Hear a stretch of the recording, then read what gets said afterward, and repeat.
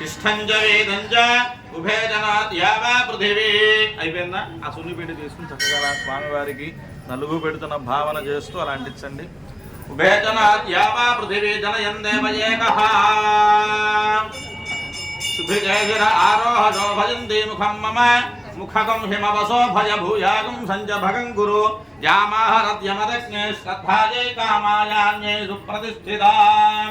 కాశీ విశ్వేశ్వర స్వామినః దివ్యశ్రీ పరిమళ ద్రవ్యోదకం సమర్పయామి. పక్కన పెట్టేసేసేయండి. అది చక్కగా ఆ దుబిని దుభిజయశిర ఆరోహజో భజంతి ముఖం మమ ముఖకం హిమవసో భయ భూయాగం సంజభగం గురు.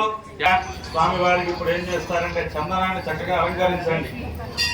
గంధంలో కాస్త నీళ్లు పోసి ఒక చుక్క నీళ్లు పోసి ఆ కళాయిలో ఉన్నాయి కదా, ఏం చేస్తారంటే చక్కగా ఇట్లా చెంపలకి రాసినట్టుగా తేలిగ్గా అంటించండి. చందనం జమః పుణ్యం పవిత్రం పాపనాశనం.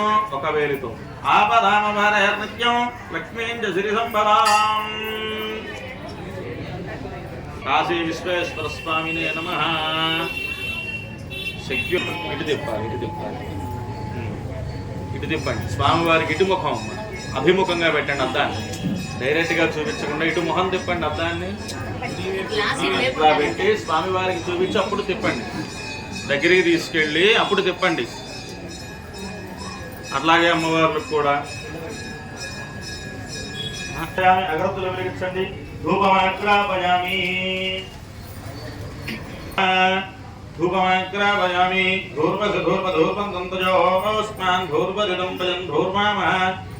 సకల దేవీ దేవతా పరబ్రహ్మణే నమః. నందీశ్వర భృంగీశ్వర ప్రథమ గణాధిదేవత త్రిశూలేశ్వర స్వామి దేవత. ధూపమాగ్రాపయామి. దీపారాధన నమస్కారం చేయండి. ప్రత్యక్ష దీపం